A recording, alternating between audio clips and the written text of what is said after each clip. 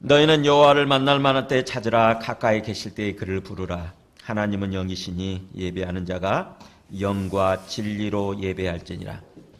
이 시간 또 거룩한 주일을 저희에게 허락하여 주셔서 주님 앞에 나와서 이렇게 겸비하며 예배드릴 수 있게 해주신 것 감사하고, 특별히 한 주간 동안 살면서 주님을 믿는다고 하면서도 또 입으로는 주여 주여 부르면서도 주님 되심 앞에 온전히 깨어있지 못하고 내 생각, 내 욕심, 내 감정과 기분, 내 자아가 주인 되어 살았던 그런 시간들, 육신적인 시간들을 회개함으로 주님의 보혈로 깨끗이 씻어주셔서 다시 한번 주님이 기뻐 받으시는 그런 심령의 제물이 되도록 다 함께 기도함으로 주님 앞에 나아가겠습니다. 하나님 아버지 감사합니다. 주님 앞에 올려주신 감사합니다. 주님께서 성령을 충만하셔서 시간 온전히 주지하여 주시고, 주님께서 우리 각 사람 심령마다 충만히 말씀 주님 만나게 주시고 말씀하여 주시며 또 치료하여 주시며 회복시켜 주시며 주님 역사해 주시옵소서. 주님의 말씀으로 채워주시고 주님의 거룩한 영으로 충만히 채워 주시옵소서. 오늘 사랑이 주님을 만나고 주님 앞에 서게 되도록 진정으로 우리 믿음이 진정한 믿음이 되어서 사랑 안에서 참된 그 사랑하는 그런 모습으로 설 수 있도록, 그런 삶으로 설 수 있도록 좀 역사해 주시옵소서. 주님께서 언제 성령을 충만한 임하심과 나타나심으로 되는 은혜를 받게 해주옵소서. 만일 우리가 우리 죄를 자백하면 그는 미쁘시고 의로우사 우리 죄를 사하시며 우리를 모든 불의에서 깨끗하게 하실 것이요. 아멘. 주를 찬양하나이다.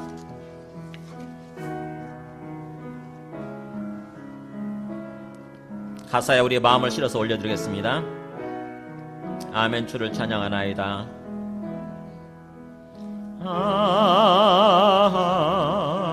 아멘.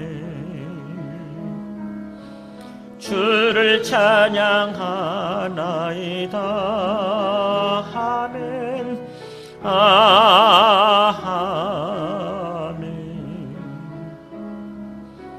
주를 찬양하나이다. 성령 회복시켜 주옵소서. 성령이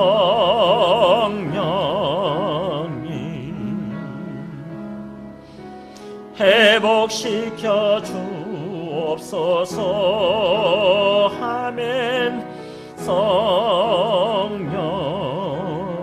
치유하여 주옵소서. 치유하여 주옵소서. 에베소서 4장 13절에서 16절입니다. 자, 여러분 한 절씩 교독하시겠습니다. 우리가 다 하나님의 아들을 믿는 것과 아는 일에 하나가 되어 온전한 사람을 이루어 그리스도의 장성한 분량이 충만한 데까지 이르리니, 이는 우리가 이제부터 어린아이가 되지 아니하여 사람의 속임수와 간사한 유혹에 빠져 온갖 교훈의 풍조에 밀려 요동하지 않게 하려 함이라. 오직 사랑 안에서 참된 것을 하여 범사에 그에게까지 자랄지라. 그는 머리니 곧 그리스도라. 그에게서 온 몸이 각 마디를 통하여 도움을 받음으로 연결되고 결합되어 각 지체의 분량대로 역사하여 그 몸을 자라게 하며 사랑 안에서 스스로 세우느니라. 아멘. 앉으시겠습니다.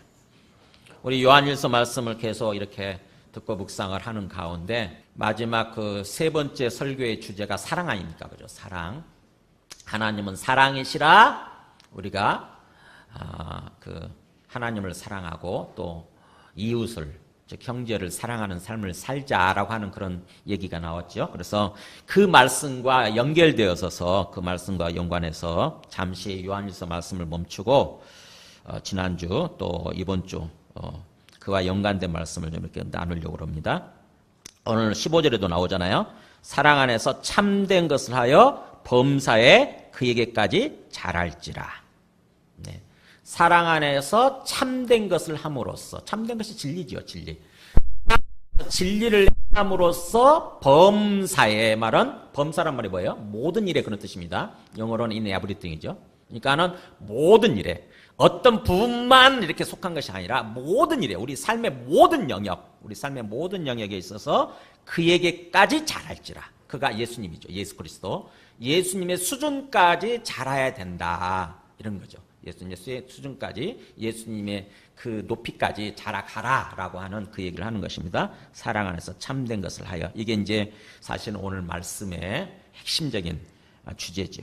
그래서 그렇게 사랑 안에서 참된 것을 함으로써 정말 성숙한 믿음이 되어지고 성숙한 믿음으로 제대로 인생을 살다 간 그런 분들에 대해서 우리가 또 함께 나누고 있습니다. 지난주에는 이태석 신부님에 대해서 제가 얘기를 나눴는데, 수요일 날 같은 경우는 이태석 신부님 그 영화를 함께 봤어요. 여기서 울지마 톤즈를 2주에 걸쳐서 함께 봤어요. 참 감동적이에요. 제가 아무리 봐도 저는 수십 번 봤거든요. 그야말로 몇 번 본 게 아니라 수십 번. 근데 정말 제 마음속에 크게 그렇게 감동이 되고 깊이 깨달아지는 게 있어요. 정말 우리가 예수님을 믿는, 하나님을 믿는 그리스도인이라고 한다면 어떻게 살아야 되는가?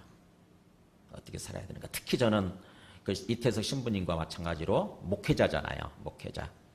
그래서 사역자로서 정말 어떻게 섬겨야 되는가, 어떻게 사역해야 되는가에 대해서 깊이 반성하게 되고 회개하게 되고 깨닫게 되고, 그래서 간절히 기도하게 됩니다.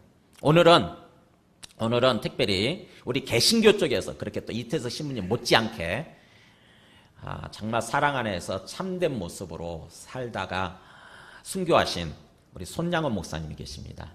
아시죠? 손양원 목사님 많이 들어보셨죠? 근데 제가 또 손양원 목사님에 대해서 깊이 요즘 몇 가지 그분에 관한 다큐멘터리들을 쭉 이렇게 보면서 많이 참 감동을 받고 또 이렇게 깨닫고 회개하고 있습니다. 많이 생각을 하고 있습니다. 오늘은 제가 그걸 요약본을 한번 보여드리도록 하겠습니다. 손양원 목사님 오늘 말씀과 관련해서 먼저 보고 말씀을 나누겠습니다. 천국은, 구원은 어디에 있을까? 아들을 죽인 원수 청년을 양자로 삼겠다는 아버지 손양원의 결정이었다.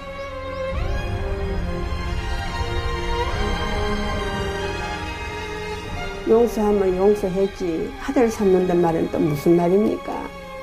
아버님이 그놈을 아들 삼을 것 같으면 나에게는 오빠가 되는 것인데, 내 두 오빠를 죽인 그 원수가 어떻게 내 오빠가 된다는 말입니까? 하늘 아래 이런 일 있을 수 없는 일입니다. 아버지 제발 이러지 마세요 하면서 내가 막 이렇게까지 하지 않으면 예수를 못 믿느냐고 내가 아버지한테 막 소리를 쳤더니 아버님이 그래요. 똥이야, 성경 말씀을 자세히 보아라. 성경 말씀에 원수를 사랑하라 했다. 용서만 가지고 안 된다. 사랑을 하라 했으니 아들을 삼아야 되지 않겠냐. 손양원은 말했었다. 기독교는 잘 살기 위한 종교가 아니라 잘 죽기 위한 종교라고. 예수께서 교회 세우던 거 아니에요. 이거 나 왜 죽으려고 왔어요?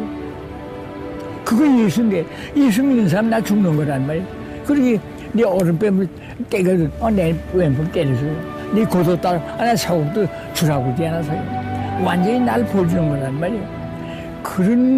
그런 것이 신앙의 기본인데, 우리 손양원은 그대로 산 사람 아니에요.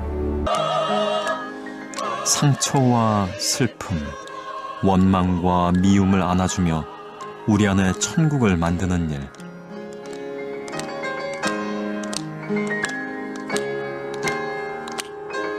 사랑은 인간이 신에게로 다가가는 길이다.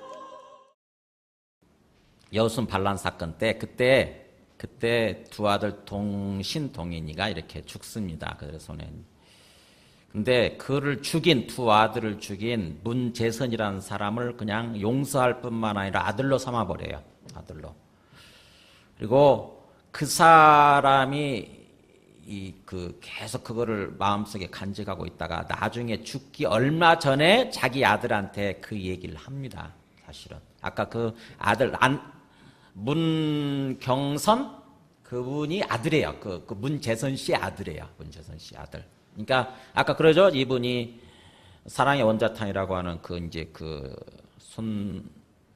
손양원 목사님 딸이 쓴 책이죠. 딸이 쓴 책을 읽어가다가 그 여순 반란 그 사건 읽으면서 거기에 동신이가 죽는 이야기가 나오고 그걸 죽인 사람 이름에 자기 아버지 이름이 있었다고 하는 거죠. 자기가 그걸 보고 더 이상 충격받았겠죠. 그죠? 충격받아서 더 이상 읽어 내려갈 수가 없었다. 그런 거죠.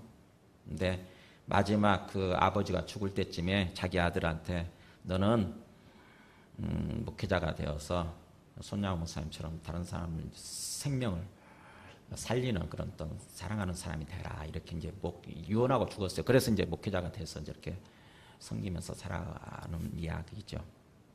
마지막에 그 나오시는 그 목사님도 우리나라에서 제일 오래 사신 분이 아주 존경받는 분이시죠. 누구죠? 그분. 그래서, 예? 그래서 그분이 이렇게 간증을 하시잖아요. 그죠?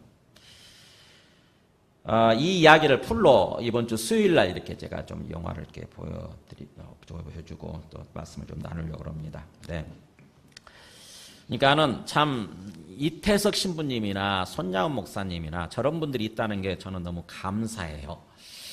하나님께서 자기 아들 예수님을 보내셔서 우리 죄를 위해 죽게 하신 것, 그게 이제 사랑의 모습인데, 문제는 그런 예수님을 믿는다고 하면서도 뭔지 우리가 예수님의 뒤를 따라가기에는 마치 뭔가 좀 거리가 있는 것 같은 그런 생각이 드는데, 우리 똑같은 사람들 중에 저렇게 사신 분들이 실제로 저렇게 사신 분들이 있다고 하는 게 굉장히 우리한테 감동이 되고, 이렇게 우리한테 뭔가 도전하고 싶다는 그런 생각이 드는 거죠. 나도 저렇게 한번 살고 싶다, 이런 생각이 들게 만드는 거죠. 그래서 우리가 주님의 말씀을 깊이 깨닫고 주님의 사랑을 알되 그렇게 살다 간 사람들을 우리 마음속에 품고 가는 거, 이게 참 중요합니다.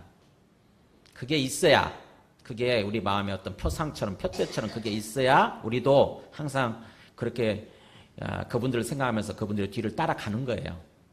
그게 우리 이제 믿음의 선배들 그런 이야기인 거죠. 그게 중요한 거죠. 오늘 말씀을 보면은요, 13절에 그렇게 나왔죠. 13절, 14절에 우리가 다 하나님의 아들을 믿는 것과 아는 일에 하나가 되어서 온전한 사람을 이루어 그리스도의 장성한 분량이 충만한 데까지 이르자라고 하는 거죠. 또는 이르게 될 거다. 자, 뭐냐면은 복음이라고 하는 것은 뭡니까? 하나님의 아들 관한 이야기예요. 하나님의 아들에 관한 이야기. 그 하나님의 아들에 관한 이야기를 아는 것과 믿는 것이 하나가 되자, 이 얘기를 하는 거죠. 그러니까 복음의 핵심은, 우리가 정확히 알아야 되는 게, 복음의 핵심은 하나님의 아들에 관한 이야기예요. 즉 예수님이 이 땅에 오신 하나님의 아들이라고 하는 것입니다. 그게 복음이에요. 로마서 1장에 이 복음은 하나님이 선지자들을 통하여 그의 아들에 관하여 성경에 미리 약속하신 것이라. 그러니까 복음이라고 하는 것은 뭐냐? 하나님이 자기 아들에 관해서 성경에 미리 약속하신 거. 그러니까 그 뭐예요? 구약의 핵심적인 내용은 하나님이 자기 아들을 이 땅에 보내주실 거라고 하는 이야기예요. 하나님이 자기 아들을 보내주실 거다라고 예언된 거, 이게 구약의 핵심이에요. 그리고 나서 진짜 예수님이 오신 거죠. 근데 문제는 예수님이 진짜 하나님의 아들로서 오셨는데 그 하나님의 아들이신 것을 알아볼 수 있는 방법이 없어요.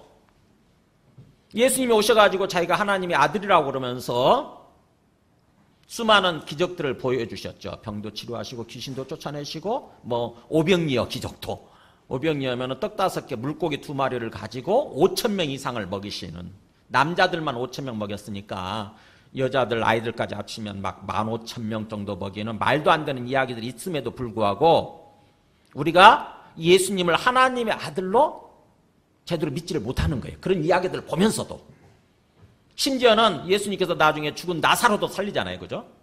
죽은 나사로를 살렸다는 얘기 나오죠. 과부 아들도 살리고. 근데 그런 이야기를 들으면서도 예수님을 하나님의 아들로 쉽게 못 믿는 거예요, 우리가. 그런데 예수님을 하나님의 아들로 믿게 되는 것은 이거죠. 죽은 자들 가운데서 부활하사 능력으로 하나님의 아들로 선포되셨으니. 네.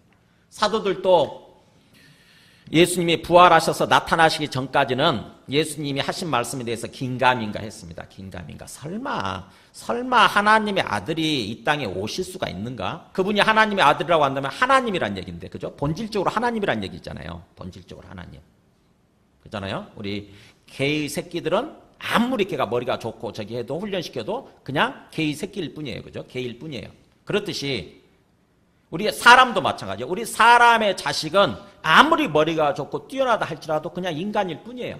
인간일 뿐이에요. 그래서 개를 가리켜서 인간이라고 얘기하지 않고 인간을 가리켜서 우리가 신이라고 얘기하지는 않죠. 아무리 뛰어나다 할지라도. 근데 예수님을 가리켜서 하나님의 아들이라고 한다는 얘기는 그분이 본질적으로 하나님이란 뜻입니다. 본질적으로. 그러니까 예수님을 하나님 아들 하나님으로 인식을 해야 되는데 그걸 알아야 되는데 그게 뭘 가지고 아는 거냐? 부활이었어요. 부활. 죽은 자들 가운데서 부활. 수많은 죽은 사람들이 있었는데 그중에서 유일하게 부활하신 분. 그것을 통해서 사도들은 비로소 맞구나. 예수님이 이 땅에 오시기로 돼 있었던 그래서 오신 하나님의 아들이 맞구나라고 그때부터 사도들은 하나님의 아들로 선포하기 시작한 것입니다. 예수님 하나님의 아들로. 제자들이 보는 앞에서 실제로 그 부활하신 주님이 나타나셔가지고 많은 사람들이 그걸 보죠. 많은 사람들이 우리 고린도전서 보면은 처음에 베드로가 보고 그 다음에 12 제자들이 보고 그 다음에 500명이 넘는 사람들이 일시에 봤다. 그러면서 그 중에 대부분은 다 살아있다 이렇게 얘기를 해요. 고린도전서가 쓰여질 당시에 부활하신 예수님을 본 사람들이 500명이 넘는데 그 사람들 대부분이 다 살아있다 이렇게 얘기를 하고 있어요. 그러니까는 혹시 의심스러우면 그 사람들 만나서 물어봐라 진짜 그게 사실인지 예수님이 실제로 부활하셨는지 그래서 부활하신 예수님 만났는지 물어봐라 그런 식으로 성경을 기록하고 있는 거죠. 그래서 부활을 통해서 비로소 예수님을 이 땅에 오신 하나님의 아들로 사도들은 인식을 하고 그 다음에 그분이 하나님의 아들이라고 한다면 바로 주와 그리스도가 되신다라고 선포하기 시작한 것입니다. 그래서 주 예수 그리스도란 말이 나오는 거예요. 이 주 예수 그리스도가 이름이 아니고 예수님은 주님이 되시고 그리스도가 되신다 이런 뜻이에요. 그러니까 하나님의 아들이란 말은 주님과 그리스도란 뜻이에요. 이게 주님과 그리스도가 되신다 이런 뜻입니다. 사도행전 2장도 한번 볼까요? 사도행전 2장에 이 예수를 하나님이 살리신지라 우리가 다 이 일의 증인이로다. 그러니까 예수님이 부활하셨는데 하나님이 다시 살리셨는데 우리 모두가 다 우리 사도들이 다 이 일의 증인이다.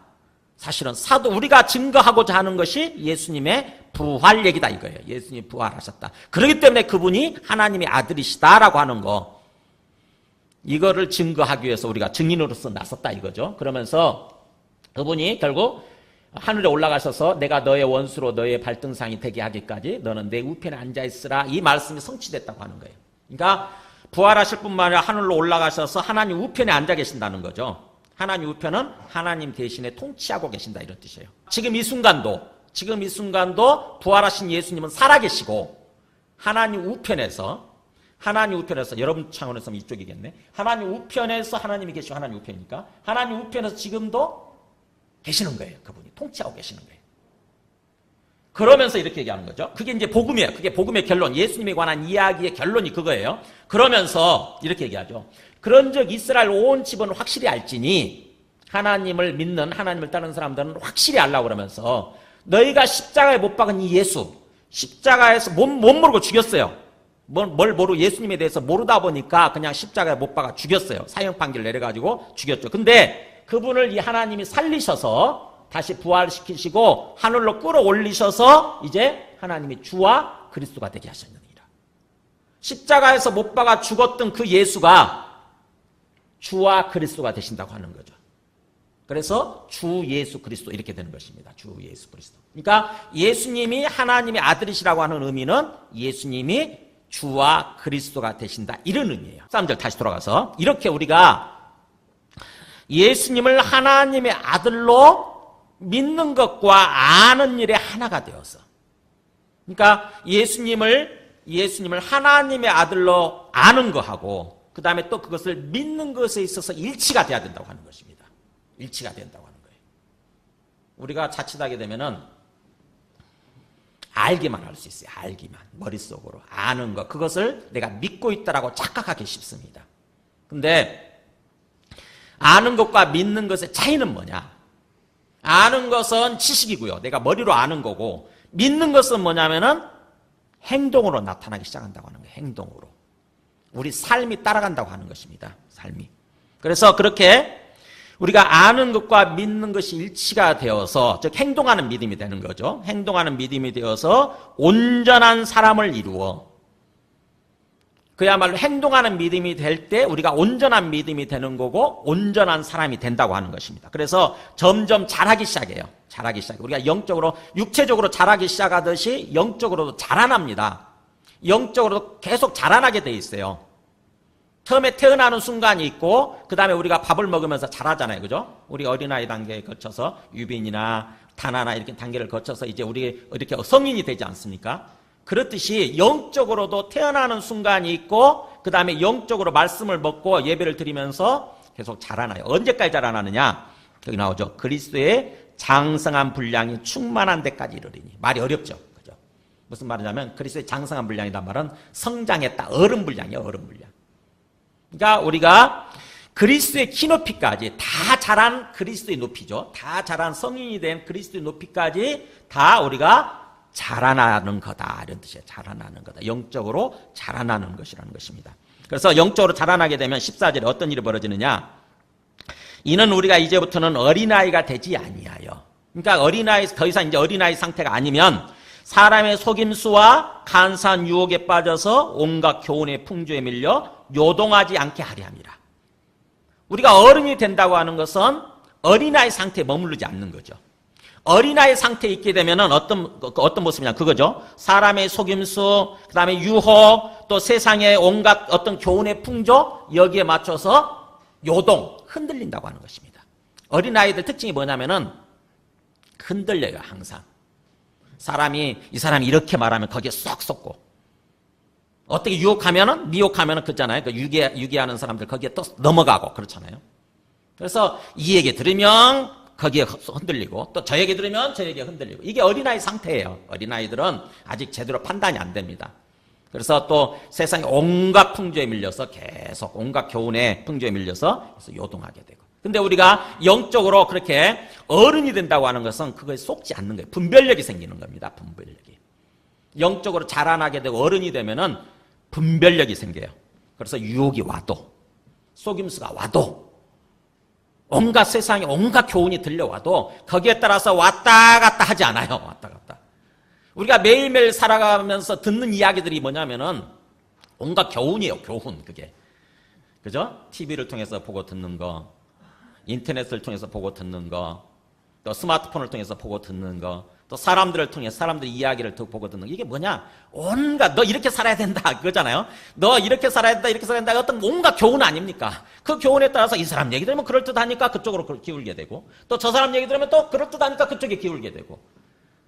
그게 흔들리는 모습이에요. 근데 우리가 영적으로 성숙해지게 되면은 분별력이 생깁니다. 그냥 한쪽 얘기만 듣고 거기에 따라서 싹 썰리는 것이 아니라 뭐예요? 분별을 하게 되는 거죠. 어느 것이 옳은지 분별이 생기는 거예요. 그 얘기를 하는 것입니다. 우리가 영적으로 그렇게 안정되고 평강을 누리면서 흔들리지 않는 삶을 살아가기 위해서는 영적으로 자라나야 된다고 하는 것입니다. 영적으로 성숙해져야 돼요. 그 방법은 뭐냐? 예수님을 하나님의 아들로 아는 것과 믿는 것이 하나가 되는 거예요.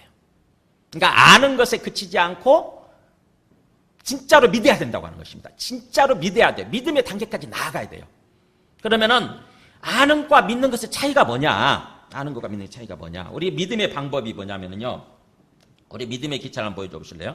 우리가 뭔가를 알게 되고 믿는 데 있어서 우리 인격의 3요소를 뭐라고 그러죠?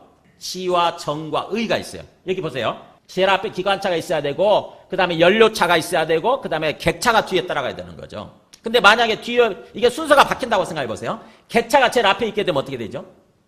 사람을 태운 객차가 제일 앞에 있게 되면 기차가 가나요?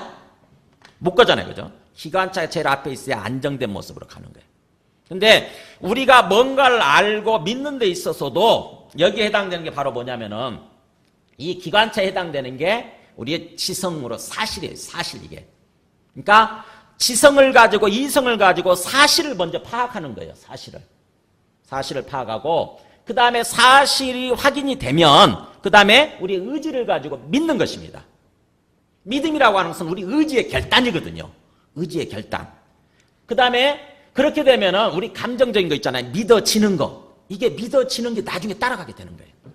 근데 많은 사람들이 왜 예수님을 믿으라고 해도 안 믿냐? 왜 못 믿냐면 이렇게 얘기를 하는 거예요. 믿어져야 믿지요. 그래요. 믿어져야 믿지요. 믿어져야. 우리 한국 사람들의 주된 얘기가 그거죠. 믿어져야 믿는 거 아닙니까? 안 믿어지는 걸 어떻게 하라고요? 그게 바로 우리 자신한테 속는 거예요. 그게. 성경에서는 믿어져서 믿는 것이 아니라 뭐예요? 사실을 확인하고 먼저 그게 진짜 사실인지 객관적인 사실이 그런 사실이 있었는지 그런 사실이 있었는지 우리의 지성과 지성을 가지고 이성을 가지고 확인하는 거죠. 사실이 중요하잖아요. 그죠? 사실이 중요한 거 아닙니까? 사실을 확인하고 그런 사실이 진짜 있었던 걸로 확인이 되면 어떻게 됩니까? 그러면 그걸 받아들이면 되는 거예요. 그죠? 그걸 받아들이면 되는 거 아닙니까? 우리의 의지를 가지고 받아들이는 거예요. 그게 믿음이에요. 믿음. 그러면은 전에는 이런 걸 전혀 모를 때는 뭐예요? 긴가민가 하다가 안 믿어졌잖아요. 그게. 근데 이게 딱 사실을 확인하고 내가 그 진짜구나 이게 딱 받아들이게 되면 그 다음부터 어떻게 됩니까? 우리 감정이 따라가기 시작합니다. 우리 감정이 따라가기 시작해요. 믿어지기 시작해요. 믿어지기. 우리가 수많은 뉴스들을 보잖아요. 얼마 전에 런던 무슨 그 기차에서 무슨 폭발 사고가 있었나요? 우리가 그런 사실을 듣기 전에는 전혀 안 믿는 거죠. 그죠? 그게 말이 되냐? 무슨 기차를 폭파하냐? 그래서 그랬는데 보니까는 뉴스에 나와요. 그래서 이것저것 확인해 보니까 한쪽에서만 다루는 게 아니고 이 뉴스에서 다루고 저 뉴스에서 다루고 막 다루는 거야. 그러면 이게 사실이구나. 그러면 우리가 그것을 진짜 사실이구나로 받아들인다 아닙니까? 그러면은 받아들이게 내 마음속에 어떤 생각이 드냐면은 아니 어떤 인간이 이렇게 함부로 사람을 죽이는 거야. 어떻게 이렇게 폭발시켜 그냥 무자비하게 어떻게 이렇게 사람을 그야말로 죄 없는 사람들을 무자비하게 이렇게 죽일 수 있나? 막 내 마음속에 분노하는 마음이 생기고 그죠? 분노하는 마음이 생기고 그 죽은 사람들에 대한 안타까운 마음이 생기잖아요. 감정이 생기는 거예요. 감정이. 우리가 믿음의 순서가 그렇습니다. 믿음의 순서가. 예수님에 관해서 예수님을 하나님의 아들로 믿어야 되는데 알고 믿어야 되는데 예수님을 하나님의 아들로 믿게끔 만드는 사실이 뭐라고요? 중요한 사실이? 부활이에요. 부활. 그래서 이 부활이 정말 사실이냐 진짜 있었느냐 역사적인 사실이냐 이걸 확인하는 게 일단 중요한 거예요. 왜냐하면 하나님의 아들이 이 땅에 오시기로 돼 있으면 죽은 자 가운데 다시 살아나실 거라고 하는 그 말씀이 예언이 돼 있다고 하는 거죠. 성경의 구약에. 근데 그 일이 실제로 일어났다고 한다면 진짜로 일어났는지를 확인하는 거죠. 진짜 이게 역사적인 사실인가. 보니까 성경의 기록들 보니까 목격자들이 장난이 아닌 거예요. 부활하신 예수님을 본 게 예수님의 부활 사실인 게 이 본 사람들이 장난이 아닌 것입니다. 베드로 12제자 500명이 넘는 사람들 그리고 또 예수님이 나중에 승천하실 때도 120명이나 되는 사람들 수많은 목격자들이 있어요. 우리가 법에서 재판장에서 뭔가 소송을 하고 재판을 할 때 증인이 2명만 나타나면 그게 확실한 증거로서 받아들여져요. 1명 갖고는 안 돼요. 1명 갖고는 혹시 거짓말할 수도 있으니까. 그래서 2명 정도 되면 확실한 증거로서 받아들여지게 됩니다. 근데 증인이 120명이 되고 500명이 된다. 그런데도 안 믿는다. 그 사람이 이상한 사람이에요. 그 사람이. 그죠? 증인이 500명이 넘는다는데 그런데도 불구하고 그걸 안 믿는다. 안 받아든다. 그 사람이 이상한 사람이에요. 굉장히 이성적이지 않은 사람. 그런 사람이에요. 그래서 성경은 확실하게 그게 사실이고 우리가 믿을 수 있도록 수많은 증인들을 얘기하고 있는 것입니다. 그래서 그걸 확인하는 거예요. 확인하고 진짜 사실이구나라고 딱 생각이 되어지면 그 다음 믿음으로 우리 의지를 가지고 결단한 거예요. 믿기로. 예수님 맞네. 예수님 하나님의 아들 맞네. 이 땅에 오신 분 맞네. 그래서 그분이 주와 그리스도 맞네. 이렇게 딱 믿는 것입니다. 주와 그리스도. 혹시 의심이 생기면 또 다시 처음으로 돌아가는 거예요. 또 처음으로. 이 진짜 사실인가? 부활이 진짜 사실인가? 확인되면 맞네. 진짜 예수님 하나님의 아들 맞네. 주님과 그리스도 맞네. 이걸 반복하는 것입니다. 반복하면 어떻게 돼요? 안 믿어졌다가 내 감정이 안 따라갔다가 반복하면 서서히 감정이 따라가요. 믿어지기 시작하는 것입니다. 그러니까 여러분 이 순서를 바꾸지 마세요. 믿어져야 믿지요. 이 말 하지 마세요. 우리 한국 사람들은 이게 참 약해요. 이게 어떤 지성과 의지 이 부분이 굉장히 약합니다. 우리 인격의 이 지정의 중에서 우리 되게 정적이에요. 우리 한국 사람들 아시죠? 한국 사람은 되게 정적이에요. 서양 사람들에 비교하면 되게 정적입니다. 서양 사람들은 토론을 붙여놓으면요. 그 어떤 명백한 사실에 입각해 해서 또 그 상대방을 비판하기도 이렇게 하고 그러는데 그래도 감정 상처 안 받아요. 그냥. 근데 우리 한국 사람들은 토론을 붙여놓으면은 저 사람이 내 말을 반박을 하고 비판을 해. 그러면 어떻게 받아들이냐면은 저 사람이 나를 미워하네. 저 사람이 나를 싫어하네. 이렇게 받아들이는 거예요. 우리 한국 사람들 굉장히 정적이에요. 특히 제가 가만히 보면은 경상도하고 전라도 쪽하고 조금 좀 차이가 있더라고요. 또 보면은 경상도 사람들은 비교적 굉장히 지적입니다. 경상도 사람들 되게 지적이면서 의지가 조금 강해요. 반면에 전라도 사람들은 굉장히 정적이에요. 되게 정적이에요. 그래서 TV에 이렇게 그 주민들 인터뷰하는 거 보면은, 가끔 기자들 인터뷰하는 거 보면은 경상도 사람들은 말을 조곤조곤 잘해요. 되게 보면은 말을 조곤조곤 이성적으로 잘합니다. 근데 전라도 사람들은요, 말을 조곤조곤 잘 못해요. 굉장히 두리뭉실해요. 그게 그래갖고 거시기해가지고 이렇게 그냥 뭐 특별히 사실 정확하게 얘기하는 것이 아니라 그냥 그게 그렇다는 거예요. 그냥 거시기해가지고 거시기해서. 근데 우리 한국 사람들이 되게 정적인 사람들은 굉장히 이제 사랑이 많죠. 인정이 많고 장점이 많은데, 그런데도 불구하고 우리가 정확하게 사실을 파악해 나가는 데 있어서는 조금 더 이성적이어야 돼요. 조금 더 이성적이고 지적이어야 됩니다. 우리가 하나님 말씀을 아는 데 있어서도요, 하나님 말씀을 통해서 예수님을 정확히 믿는 데 있어서도 이성이 필요하고 지성이 필요해요. 이성이 필요하고 지성이 먼저 필요해요. 정말로 이게 무슨 의미인지 정확히 진짜 이게 사실인지 파악을 하고, 그래서 이게 사실로 확인이 되면은 내가 믿기로 하는 것을 받아들이면 되는 거예요. 그러면 자연스럽게 우리의 감정은 따라가기 시작해요. 우리의 감정은. 그걸 얘기하는 것입니다. 그래서 우리가 이렇게 성경에 로마서 10장 9절에 한번 보실래요? 로마서 10장 9절에 이렇게 나와요. 너가 만일 너의 입으로 예수를 주로 시인하며 또 하나님께서 그를 죽은 자 가운데 살리신 것을 너의 마음에 믿으면 구원을 받으리라. 그러니까 우리가 온전한 구원을 받는 데 있어서 두 가지 요소를 얘기하죠. 우리가 온전한 구원을 이루기 위해서는 첫 번째 뭐예요? 마음에 먼저 예수님의 부활 사실, 죽은 자 가운데 다시 살리신 것, 이것을 마음으로 믿는 것입니다. 받아들이는 거예요. 그 받아들이고 나서 그거를 뭐예요?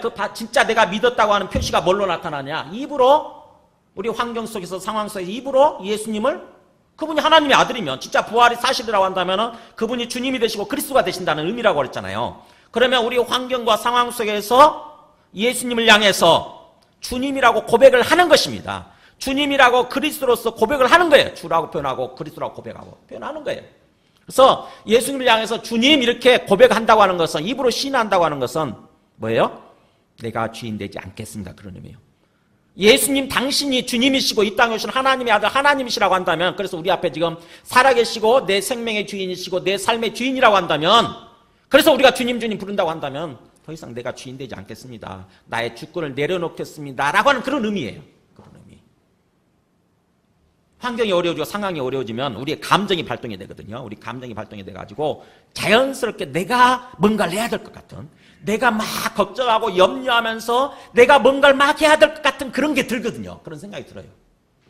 우리 건강 이상이 생겼다 그러면 막 걱정이 되고 염려가 되고, 경제적인 문제, 재물 문제에 있어서 사업의 문제가 생겼다 그러면 또 막 걱정이 되고, 내가 막 뭔가를 해야 될 것 같고, 우리 자식의 문제에 무슨 문제가 생겼다, 자식에. 그러면 또 내가 막 우리 자식을 붙들고 막 걱정하고 염려하고 그래야 될 것 같고, 이런 생각이 드는 거죠. 그때 어떻게 됩니까? 그때 진짜 믿음이 필요한 거죠. 예수님이 부활하셔서 그분이 지금도 살아계시는 나의 주님이시다. 그래서 내가 그분을 주님이라고 부르는 거다라는 생각이 들면, 그때 막 걱정이 되고 염려가 될 때 뭐예요? 그 내 마음을 내려놓으려고 하고, 주님께서 주관하여 주시옵소서, 주님께서 지켜주시고 주님께서 회복시켜 주시고 주님께서 인도하여 주시옵소서라고 주님께 맡기면서 기도하는 것입니다. 주님께 맡기면서 기도하는, 그게 믿음이거든요. 이게 믿음. 그럴 때에, 그게 베풀이 될 때에 온전한 구원에 이르게 된다고 하는 것입니다. 온전한 구원. 이게 믿음이에요. 이게 믿음. 그게 바로 아는 것과 믿는 것이 하나가 되는 모습이에요. 아는 것과 믿는 것. 많은 사람들은 아는 것에 그쳐요. 아는 것에 그치고, 그래서 아는 것에 그치다 보니까 입으로는 쥐어줘야 하는데 실제로는 내 주권을 내가 쥐고 있는 거죠. 하나님 여기까지는 노터치입니다. 이건 내 영역이니까 이 문제 건드리지 마세요. 내 시간 내 거고, 내 재물 내 거고, 내 자식 내 거고. 그러니까 그냥 하나님 저 멀리 계시고 노터치, 이렇게. 그게 아는 것에 그치고 있는 거예요. 아는 것. 주님을 아는 것에 그치고 있는 것입니다. 자기는 믿고 있다고 생각하죠. 봐라, 내가 이렇게 교회도 다니고 있지 않냐. 내가 예배까지 드리는데. 근데 실제 내 인격으로, 내 행동으로, 삶으로 나타나지 않으면은 그냥 아는 거라는 것입니다. 아는 거. 진짜 믿는 게 아니라는 거죠. 자, 우리가 그렇게, 그래서 첫 번째 중요한 게 뭐냐면은 우리가 아는 것에 그치지 말고 완전히 믿는 것까지 가야 된다. 진짜로 믿는 것까지 나아가야 된다. 믿는 것과 하나가 돼야 된다. 일치가 돼야 된다고 하는 것입니다. 그러면서 그렇게 진짜 아는 것과 믿는 것이 하나가 된다고 한다면은 그 다음에 뭐냐면은 15절에 나오죠. 우리가 이제 행동하는 모습으로 나타나는 거죠. 근데 그 행동이 궁극적으로 어떤 모습으로 나타나야 되느냐? 오직 사랑 안에서 참된 것을 하는 모습으로. 사랑 안에서 참된 것을 하는 모습으로 우리 믿음의 모습이 나타나야 된다고 하는 것입니다. 사랑 안에서 참된 거, 이 두 가지가, 이 두 단어가 다 중요해요. 사랑, 참된 거. 사랑, 참된 거. 기본적으로 우리가 사랑과 참된 것이라고 하는 의미는 뭐냐면은 하나님의 속성을 두 가지로 얘기할 때 거룩과 사랑 그렇게 얘기해요. 거룩과 사랑. 또는 하나님의 공의와 사랑 이렇게 얘기하기도 하죠. 거룩이나 공의나 똑같아요. 그러니까 하나님의 대표적인 속성은 하나님은 무조건 거룩이에요. 세상의 잘못된 모습으로 절대로 행동하지 않으세요. 하나님은 철저하게 의로운 바, 옳은 것을 행하는 분이십니다. 옳은 바를 따라서 행하시는 분이세요. 근데 그 옳은 바를 따라서 행하시면서 궁극적으로 사랑으로 행하신다고 하는 것입니다. 사랑 안에서. 그러니까 사랑이 없는 모습으로 옳은 것만을 주장하는 모습이 아니라 옳은 것을 따라서 행하시되 뭐예요? 옳은 행위를 하시되 사랑 안에서 행하시는 모습이에요. 우리가 자칫하게 되면 하나님을 반쪽만 알게 되면 어느 한쪽만 주장하게 되는 거예요. 사랑 없이 옳은 것, 참된 것만을 주장하게 되면 그게 바리새인적인 믿음이 됩니다. 바리새인적인 믿음. 그냥 율법을 따라서 무엇이 옳은지는 알잖아요. 그죠? 율법을 보게 되면 무엇이 옳고 그런 게 딱 분별이 되니까 율법을만을 가지고 보니까 다른 사람이 보니까 틀렸어. 그렇게 되면은 다른 사람이 틀렸다라고 얘기를 막 하게 되는 거죠. 근데 내 안에 사랑이 없어요. 그 사람에 대한 사랑이 없어요. 그렇게 되면은 그게 바로 바리새인적인 믿음이 되어버리는 거예요. 근데 내가 그 사람의 어떤 잘못된 것을 지적을 하되 정말 그 사람을 사랑하는 마음으로 그 사람을 바로 하나님 앞에서 바로 세워주고자 하는 그런 마음으로 그를 지적하고 이렇게 함께 얘기를 나누고 이런다 그러면 그게 바로 사랑 안에서 참된 것을 하는 모습이 되는 거예요. 하나님께서 우리를 그렇게 인도하고 계세요. 우리로 하여금 올바른 삶을 살아가도록 우리를 인도하고 계시는데 말씀을 통해서 깨닫게 해주시잖아요. 어떤 게 올바른 삶인지. 근데 그 올바른 것만을 강조하는 것이 아니라 뭐냐면은 철저하게 하나님의 사랑이 전제가 되는 거예요. 하나님의 사랑 안에서. 그게 바로 그게 사랑과 참된 것이 함께 결합된 모습으로 나타난 것이 예수님의 십자가예요. 그리스도의 십자가.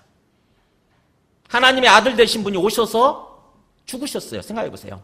하나님의 아들 되신 분이 오셔서 죽으셨어요. 왜 죽으셨느냐? 우리를 죄로부터 구원하시기 위해서 죽으셨다고 하는 거죠. 우리를 죄로부터 구원하시기 위해서 하나님의 아들이신 분이 오셔서 죽으셨다고 하는 거예요. 그만큼 우리의 죄가 잘못됐다고 하는 거죠. 그죠? 우리의 삶이 잘못되어 있었어요. 참되지 않았어요. 그래서 우리가 참된 삶으로 올바른 삶으로 살아가도록 하기 위해서 깨우쳐 주시는 건데 근데 그것을 자기 아들의 죽음을 통해서 깨우쳐 주셨다고 하는 거죠. 즉 사랑이 아니면 이게 설명이 안 되는 거예요. 우리가 뭐라고 생각해보세요. 우리가 뭐라고 자기 아들을 보내서 우리를 대신 살리고 자기 아들을 죽게끔 만드시는가. 사랑이 아니면 설명이 안 되는 거죠. 그래서 하나님의 거룩과 하나님의 참된 것, 거룩과 사랑이 절묘하게 결합이 돼서 나타난 것, 그게 바로 그리스도의 십자가예요. 그리스도의 십자가. 그러니까 우리가 하나님의 아들을 진정으로 믿는다고 한다면 우리도 그런 삶을 살아가려고 해야 되는 것입니다. 사랑 안에서 예수님처럼 하나님처럼 사랑 안에서 참된 것을 행하는 모습으로 살아가려고 해야 되는 거예요. 그것이 우리 신앙의 궁극적인 어떤 성숙한 모습, 온전한 모습이에요. 온전한 모습. 꼭 이 말씀 잊지 마시기 바랍니다. 사랑 안에서 참된 것을 하는 거. 우리 이태서 신부님이나 손양은 목사님처럼 그잖아요. 올바른 길을 올바른 삶을 살아가도록 정말 애를 쓰지 않습니까? 그죠? 근데 뭐예요? 그 안에 사랑이 있잖아요. 사랑. 만약에 사랑이 없이 그냥 맹목적으로 너네들 그거 잘못된 거야 그러면서 막 단정하고 그랬다고 생각해 보세요. 그러면 그들이 살 수가 없어요. 그들이 살아날 수가 없어요. 그들의 삶을 살아갈 수가 없어요.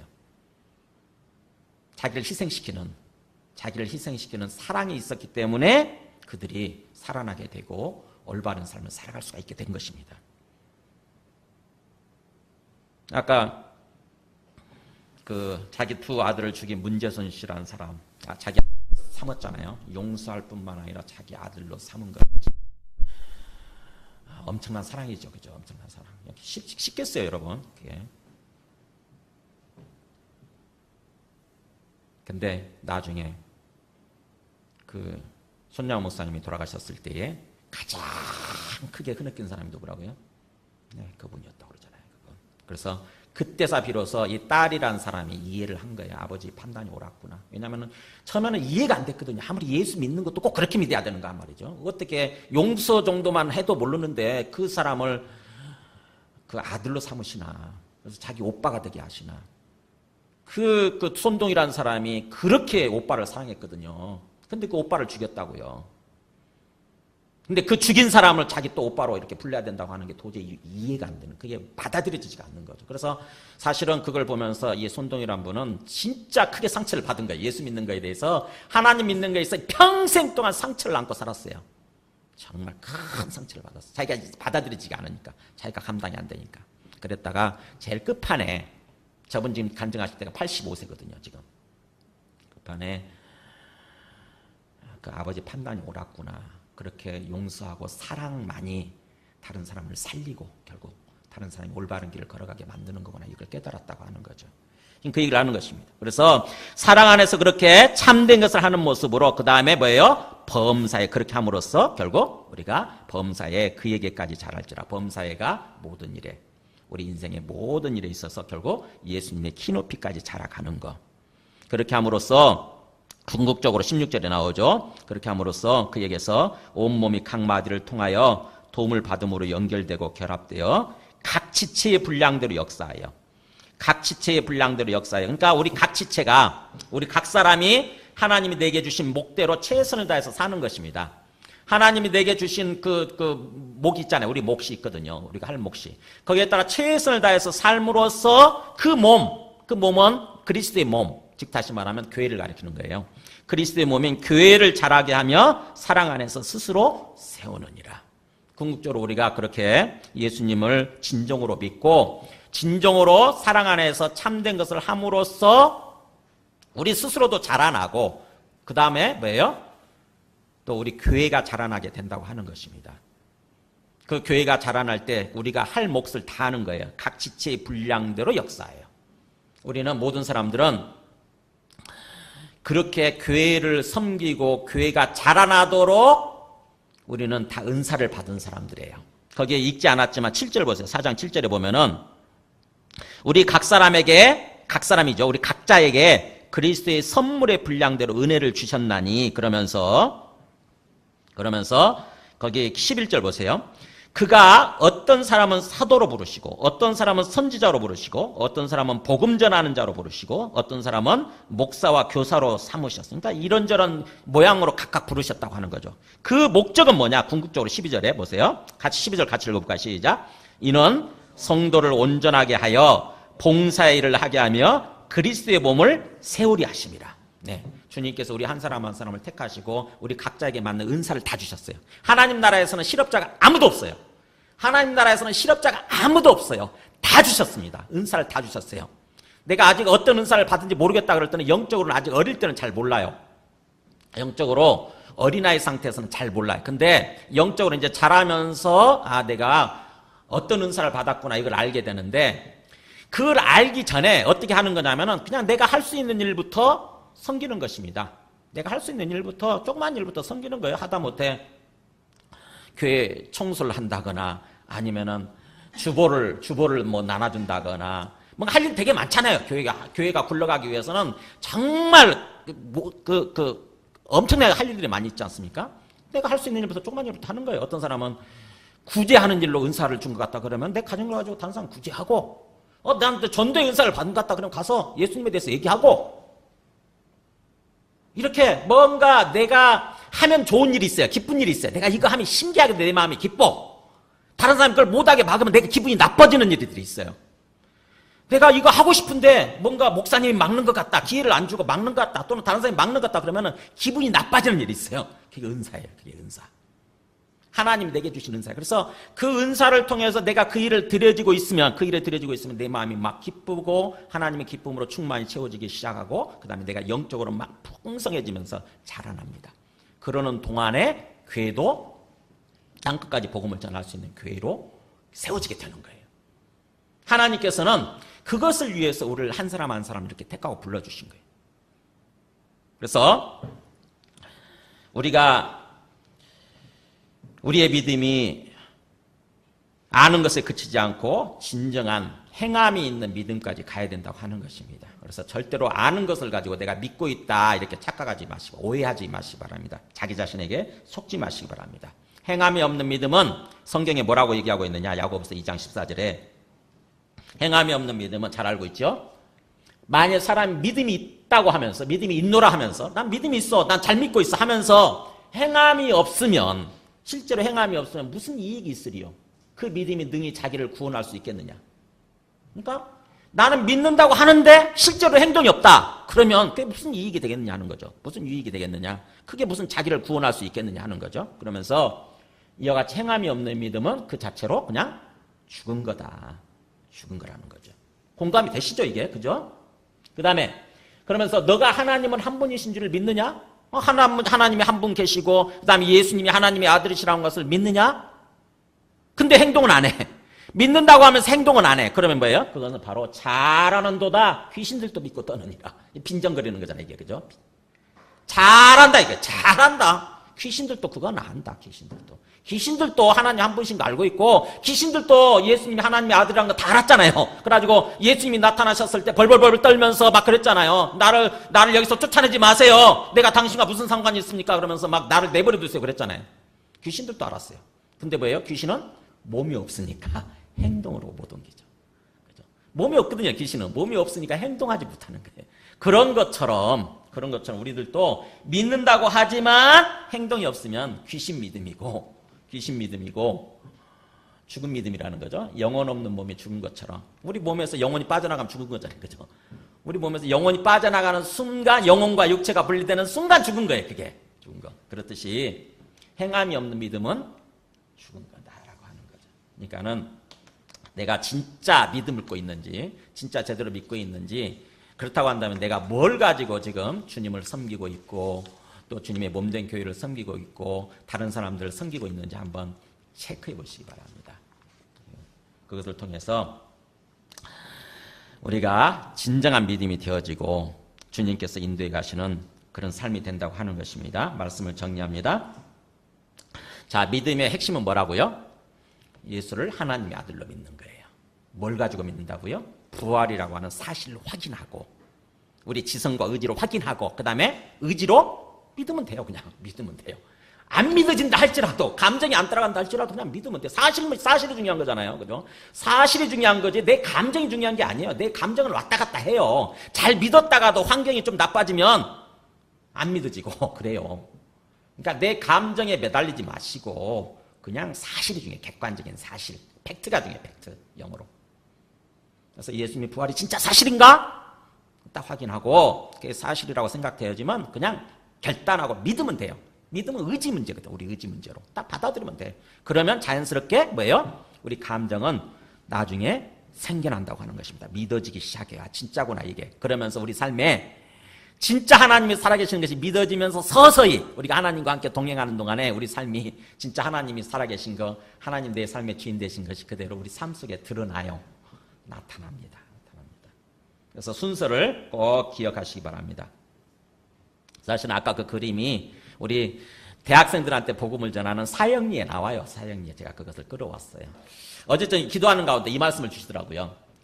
복음에는 하나님의 의가 나타나서 믿음으로 믿음에 이르게 하나니. 저는 이 말씀 되게 어려웠거든요. 믿음으로 믿음에 이르게 하나니? 아이 뭐야 이게. 믿음으로 믿음에 이르게 하나니? 기록된 바 오직 의인은 믿음으로 말미암아 살리라. 이 하박국 말씀을 인용하면서 오직 의인은 믿음으로 산다. 믿음으로 산다. 이 말씀을 하면서 믿음으로 믿음에 이르게 한다. 무슨 말인가요 이게? 근데 오늘 말씀을 준비하면서 주님께서 딱 이렇게 빛을 비춰주셨어요. 뭐냐면은 앞에 믿음이 뭐냐? 이게 의지적인 믿음이에요. 사실을 확인하고서 내가 객관 의지로 딱 받아들이는 거. 믿기로 하는 거. 그러면 뒤에 이 믿음은 뒤에 믿음 뭐냐? 믿어짐이에요. 믿어짐. 자연스럽게 믿어짐에 이르게 되나니 이렇게 이거예요. 그러니까 내가 사실 확인하고 딱 믿기로 했더니 그게 자연스럽게 믿어지게 된다고 하는 거죠. 그래서 온전한 믿음이 된다고 하는 것입니다. 감정도 받쳐주는 온전한 믿음. 이거더라고요. 이거. 우리 한국 사람들은 이 부분이 약하니까 의지적인 부분, 지적인 부분이 약하니까 다시 한번 깊이 생각해 보시기 바랍니다. 나는 지적인 믿음인가, 사실에 입각하는 어떤 지적인 믿음, 의지적인 믿음인가, 아니면 감정에 따라서 왔다 갔다 흔들리는 그런 믿음인가 한번 생각해 보시기 바랍니다. 네, 우리 함께 찬송하고 기도하겠습니다. 찬송가 216장.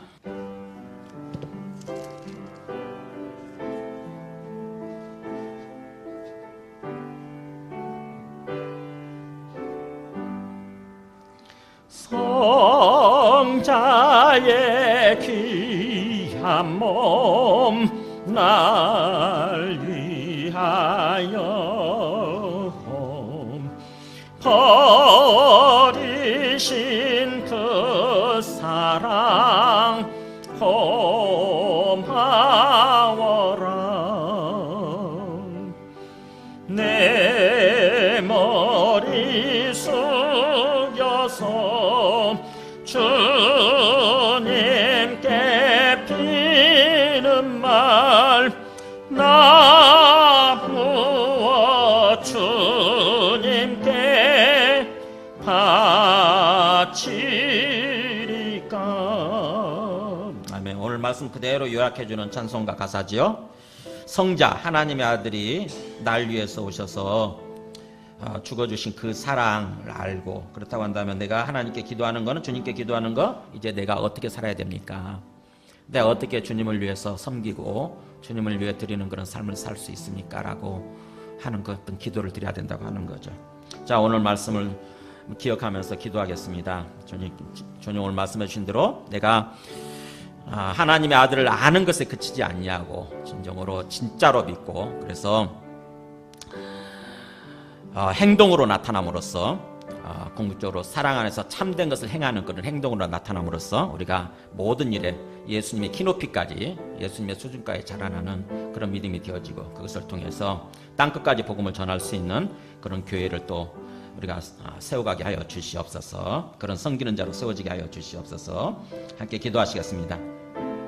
하나님 아버지 감사합니다.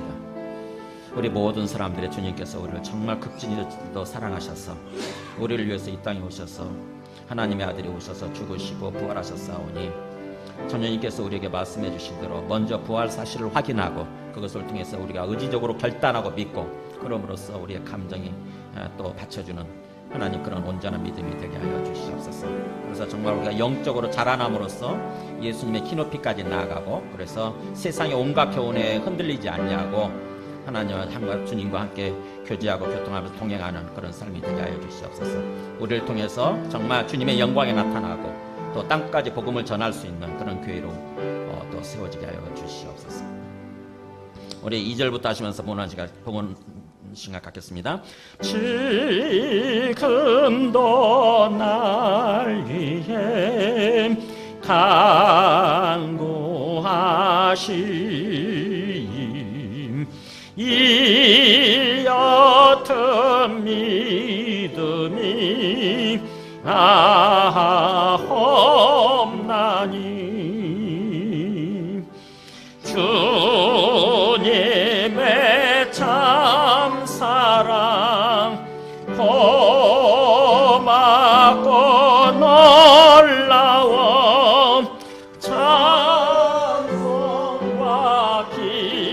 기도를 쉬지 않네. 3절 하겠습니다.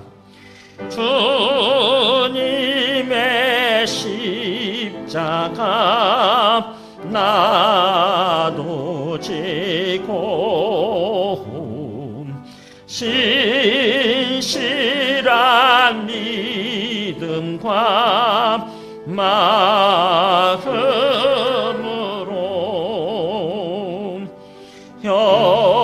형제의 사랑과 친절한 위로를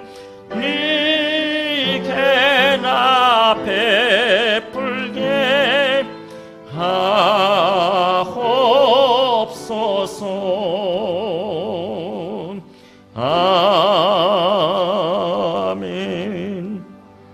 지금 이 땅에 오셔서 우리 죄를 위해서 죽으시고 부활하심으로 이 땅에 오신 하나님의 아들 주와 그리스도가 되시는 예수 그리스도의 은혜와 하나님 아버지의 크신 사랑과 성령님의 내주 감화 감동 충만하시는 은총이 오늘 말씀을 따라서 진정으로 우리가 하나님의 아들 예수님을 하나님의 아들 주와 그리스도로 알고 믿는 데 있어서 하나가 되어 온전한 믿음을 이루고 온전한 사람이 되어서 그래서 그리스도의 키높이까지 우리가 자라나고 또 사랑 안에서 참된 것을 행하는 그런 믿음으로 우리가 또 주님의 온전히 은혜를 누리고 또 주님의 그 몸된 교회를 세워가는 그런 삶을 살아가기로 다짐하는 모든 신령과 그리고 그 가정과 하시는 모든 일들 위해 지금부터 영원토록 함께 하시기를 간절히 축원하옵나이다. 아멘.